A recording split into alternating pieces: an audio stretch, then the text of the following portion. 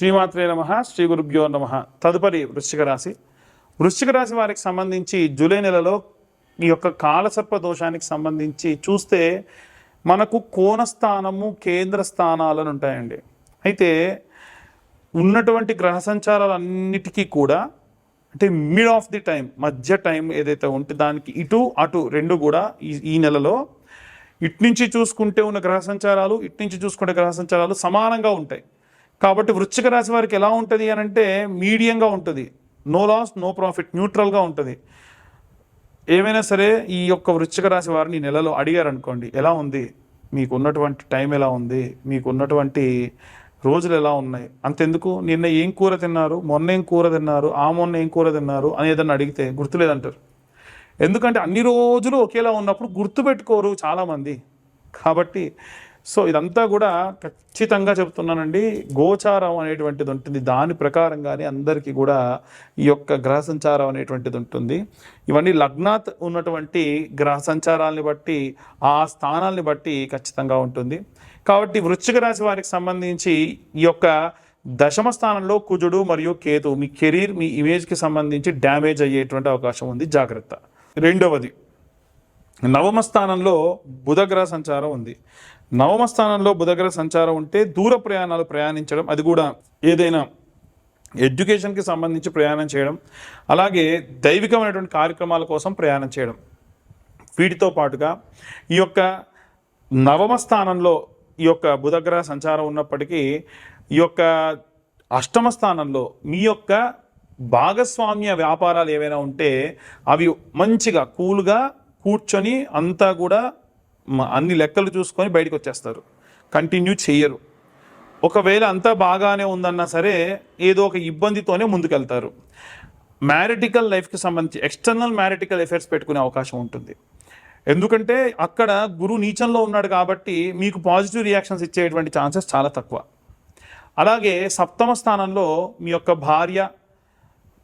భార్యకి సంబంధించి ఇవంతా కూడా చాలా శ్రేయస్కరంగా ఉంటుంది.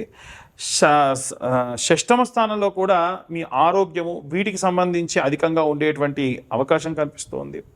అలాగే దశమ, నవమ, అష్టమ, సప్తమ, షష్టమ స్థానాలతో పాటు చతుర్థ స్థానమైనటువంటి మీ ఫ్యామిలీ, హెరిడిటీకి సంబంధించిన విషయానికి వస్తే శనిగ్రహ సంచారం ఉంది. కాబట్టి మీరు పాటించే ఆచార వ్యవహారాల్లో లోపాలు కలిగి ఇబ్బందులు పడే అవకాశం ఉంటుంది. మూడవ స్థానంలో మిస్కమ్యూనికేషన్కి సంబంధించి మీ అన్నదమ్ములు, అక్కచెల్లెలకు సంబంధించిన విషయం. కాబట్టి ఈ రాహుగ్రహ సంచారం అంత శ్రేయస్కరమైనటువంటి వాతావరణం ఉండదు. ఇవంతా గోచార రీత్యా చెప్తున్నామండి. పూర్తిగా మీ జాతకం తెలుసుకోవాలంటే మీ పేరు, మీ date of birth, time, place కింద ఉన్న నెంబర్కి కాంటాక్ట్ చేయండి.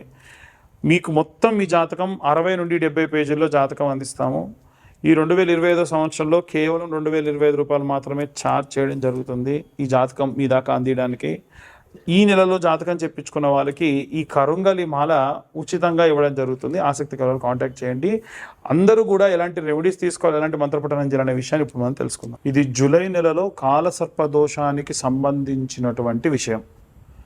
జూలై నెలలో మనకి రాహువు, కేతువుకు మధ్యలో మిగిలిన గ్రహాలన్నీ చిక్కుకొని ఉన్నాయి. ఎప్పుడైనా సరే రాహువుకు, కేతువుకు మధ్యలో మిగిలిన గ్రహాలన్నీ చిక్కుకొని ఉంటే అది కాలసర్ప దోషం కిందికి పరిగణలోకి తీసుకుంటారు.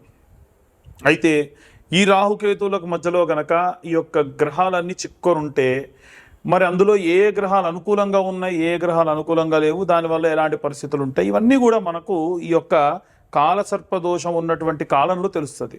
కాలసర్పదోషం ఉంటే ఏమవుతుందనంటే పనులు సజావుగా సాగవు, ఏవైనా సరే అనుకున్న పనులు అనుకున్నట్టుగా జరగవు, దగ్గర దాకా వచ్చి వెళ్ళిపోవడము, అలాగే ఆరోగ్య సమస్యలు రావడము, ఇలాంటివి వస్తూ ఉంటాయి. అంటే అంత శ్రేయస్కరమైన కాలం కాదు. అయితే ఇప్పుడు ఈ గ్రహాలు ఎక్కడెక్కడ ఉన్నాయి, దాన్ని బట్టి ఎలాంటి పరిస్థితులు ఉంటాయి అనే విషయానికి వస్తే మనకు ఉన్నటువంటి గ్రహాలన్నీ కూడా చూసుకుంటే రాహు తర్వాతకి శని, ఆ తర్వాతకి శుక్రుడు 3వ స్థానంలో రాహువు నుంచి, చతుర్థ స్థానంలో గురువు, అలాగే పంచమ స్థానంలో బుధుడు, అలాగే షష్టమ స్థానంలో కుజుడు మరియు కేతు గ్రహాలు చిక్కుకొని ఉన్నాయి. ఇలా ఉన్న సమయంలో ఎవరన్నా ఇనుముకు సంబంధించి పనులు చేసే వాళ్ళకి అనుకూలంగా ఉంటుంది. శుక్రుడికి సంబంధించి అంటే ఎవరైనా సరే ఒక కాస్మెటిక్స్ కానీ బ్యూటీకి సంబంధించి కానీ, అలంకారానికి సంబంధించి కానీ, సినిమా వాళ్ళకు అనుకూలంగా ఉంటుంది, అలాగే రాజకీయ నాయకులకు అనుకూలంగా ఉంటుంది. కానీ ఎవరైతే ఉద్యోగస్తులు ఉన్నారో ఉద్యోగస్తులు ఎవ్వరికి కూడా బాగాలేదు, రెసిషన్తో కూడినటువంటి కాలం అని చెప్పొచ్చు. బిజినెస్ పరంగా కూడా వ్యాపారస్తులు కూడా చాలా నష్టపోయేటువంటి కాలము.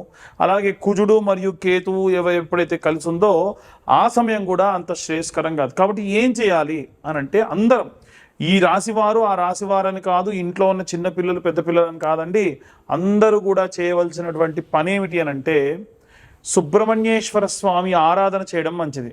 సుబ్రహ్మణ్య ఆరాధన విశేష శక్తినిస్తుంది. కాస్త డబ్బున్న వాళ్ళు ఏం చేయండి అంటే, ఏ స్కందగిరి టెంపుల్కో అక్కడ అభిషేకం చేయించడము, పళని కానీ కుక్కి కానీ, అలాగే ఈ యొక్క సుబ్రహ్మణ్యేశ్వర స్వామి క్షేత్రాలు ఎక్కడెక్కడ ఉంటే అక్కడక్కడికి వెళ్ళి దర్శించుకొని రావడం మంచిది. మనం అంత దాకా వెళ్ళి చేయలేమండి, కాస్తలో కాస్త మన ఇంటి దగ్గరే మనం ఏవైనా చేయగలమా అంటే, మనము ప్రతి మంగళవారము ఈ నెలలో ఉన్నటువంటి అన్ని మంగళవారాలు కూడా జూలై నెలలో జంట నాగులు ఉంటాయి కదా, జంట నాగులకు ఇప్పుడు నేను చెప్పిన విధంగా మీరు పూజ చేసుకోండి. ఒక 2 లీటర్ల వాటర్ బాటిల్ తీసుకోండి, ఎంగిలి చేయకుండా ఆ నీళ్లు మొదటి వారం దేవుడికి వాడండి. రెండో వారం నుంచి బాటిల్ దేవుడి పూజకే పక్కకు పెట్టుకోండి. అయితే ఈ తీసుకెళ్ళినటువంటి పదార్థాలు ఏమేమి తీసుకెళ్ళాలంటే, వాటర్ బాటిల్ ఒకటి, అలాగే పాల ప్యాకెట్, అది కూడా ఆవు పాల ప్యాకెట్ ఒక 10 రూపాయలతో 20 రూపాయలతో తీసుకొని వెళ్ళండి. అలాగే ఒక 5 నుంచి 10 రూపాయల క్వాంటిటీ కల పసుపు కుంకుమ, 5 రూపాయల పసుపు 5 రూపాయల కుంకుమ, అలాగే కొంత గంధం, అలాగే ఒక్క 10 రూపాయల పూలు, అంతే, ఎక్కువద్దు. ఒక కొత్త మట్టి చిప్పలు ఒక 2, 3 ఒత్తులు, 10 రూపాయల నెయ్యి ప్యాకెట్, ఇంతే కావాల్సినటువంటి పదార్థాలు. ఇంతే. ఏదైనా పండు తీసుకెళ్తే ఒక 2 అట్టిపళ్ళు, అంతే. మొట్టమొదటి జంట నాగుల దగ్గరికి వెళ్ళి మనసులో ఈ పూజ చేసినంతసేపు కూడా ఓం నమో స్కందాయ నమః అన్న మంత్రం చెబుతూ ఆ నీళ్లను పోసి శుభ్రంగా తుడిచేసి ఆ శిలను సగం వరకు వాడుకొని, నీళ్లు మొత్తంగా పోయకూడదు, పాల ప్యాకెట్తోని పాలు పోయండి, ఆవు పాలు, తర్వాతకు మళ్ళీ నీళ్లు పోయండి. తర్వాతకి ఇంత చిన్న ఆకు కానీ పేపర్ ప్లేట్ కానీ తీసుకుని దాంట్లో పసుపు మరియు గంధము, పసుపు తక్కువ గంధం ఎక్కువ కలుపుకొని ఆ శిల మొత్తానికి కూడా చందన లేపనని రాయండి. మనకు సుబ్రహ్మణ్య బాలము అని, సుబ్రహ్మణ్య గద్యము అని, సుబ్రహ్మణ్య కరావలంబ స్తోత్రము అని ఇలాంటివి ఉంటాయి.